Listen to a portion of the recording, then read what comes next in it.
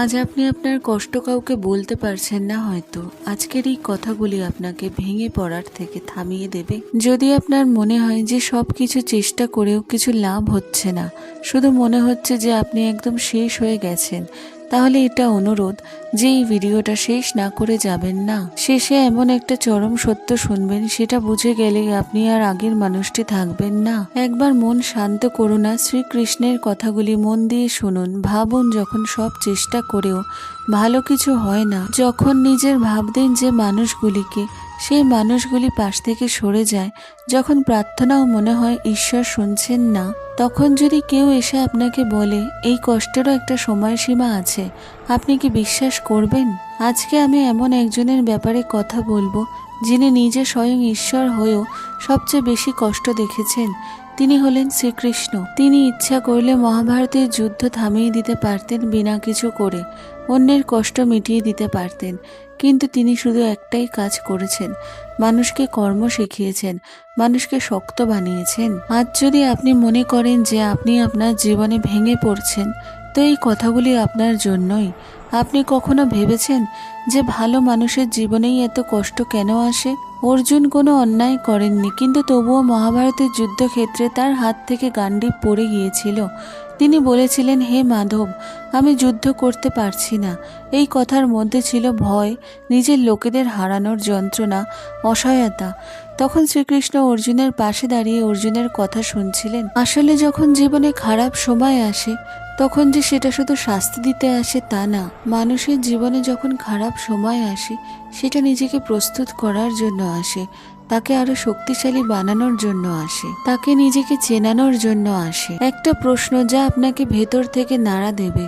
যদি শ্রীকৃষ্ণ চাইতেন, তাহলে দ্রৌপদীর চুল ধরার আগেই দুঃশাসনের হাত থামিয়ে দিতে পারতেন, কিন্তু তবুও তিনি তা করলেন না। কারণ অন্যায় যতক্ষণ না চোখে পড়ে, ততক্ষণ ন্যায় জন্মায় না। শ্রীকৃষ্ণ জানতেন যে এই কষ্টই এমন একটা যুদ্ধ তৈরি করবে, যেটা শুধু কুরুক্ষেত্রে না, মানুষের মনের ভেতরেও চলবে। আজকে আপনার যা কষ্ট, সেটাও জীবনের এমন এক প্রস্তুতি যা আগামীকাল আপনার পুরো জীবন বদলে দেবে। এখন শ্রীকৃষ্ণের 5টি সূত্র মন দিয়ে শুনুন। প্রথম সূত্র, প্রশ্ন করুন, অভিযোগ নয়। অর্জুন কোনো অভিযোগ করেননি, তিনি প্রশ্ন করেছিলেন। প্রশ্ন আপনাকে আপনার কি করণীয় তার পথ দেখায়, এবং অভিযোগ আপনাকে আটকে রাখে। নিজেকে প্রশ্ন করুন যে এই কষ্ট আমাকে কি শেখাতে চায়। দ্বিতীয় সূত্র, ফলের ইচ্ছা ত্যাগ করে নিরন্তর নিজের কর্ম করুন, কারণ ফল আপনার নিয়ন্ত্রণে নেই, কিন্তু চেষ্টা, পরিশ্রম সেটা আপনার নিয়ন্ত্রণে আছে। মনে রাখবেন, অধিকাংশ দুশ্চিন্তা জন্মায় ফল নিয়ে অধিক মাত্রাতে চিন্তা করলে। তৃতীয় সূত্র, নিজের শক্তিকে কখনো ভুলবেন না, নিজেকে চিনুন। শ্রীকৃষ্ণ কখনো বলেননি আমি তোমার হয়ে যুদ্ধ করব, তুমি যুদ্ধ করো, কারণ ঈশ্বর সাহায্য করেন আপনার হাত দিয়েই। আপনি দুর্বল নন, আপনি শুধু নিজের শক্তিটা ভুলে গেছেন। চতুর্থ সূত্র, নিজেকে কখনো একা ভাববেন না। যখন সবকিছু শেষ হয়ে গেছে বলে মনে হয়, তখনও শ্রীকৃষ্ণ বলেন আমি আছি। আপনি দেখতে পাচ্ছেন না, কিন্তু আপনি কখনো একা নন। ভগবান চুপ থাকেন, কিন্তু এই সৃষ্টিতে এমন কিছু নেই যা তিনি দেখেন না বা শোনেন না। ফলে নিজের কর্ম করুন, নিজেকে কখনো একা বলে মনে করবেন না, ঈশ্বর নিশ্চয়ই আপনার সঙ্গে আছেন। পঞ্চম সূত্র, সময়কে সময় দিন। কোনো কিছু একদিনে শেষ হয় না।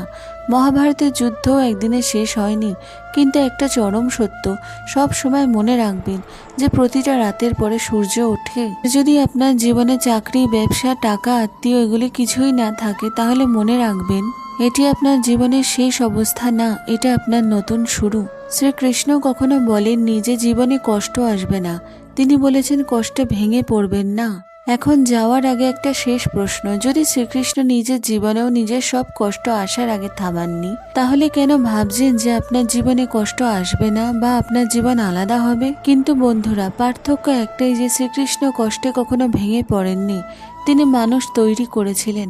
আর যদি আপনার জীবন ভেঙে যায়, তাহলে সেটাকে শেষ ভাববেন না, কারণ কিছু জিনিস ভাঙার পরেই আরো শক্তিশালী হয়। এখন একটাই অনুরোধ আপনাদের কাছে, যদি এই কথাগুলির একটা কথাও আপনার মনে সাড়া দিয়ে ওঠে, কারণ এটা শুধু লাইক নয়, এটা হলো আরো মন ভেঙে যাওয়া মানুষের কাছে এই কথাগুলি পৌঁছে দেওয়া। আর যদি এই ভিডিওটি ভালো লেগে থাকে, তাহলে আমার এই চ্যানেলটি সাবস্ক্রাইব করুন।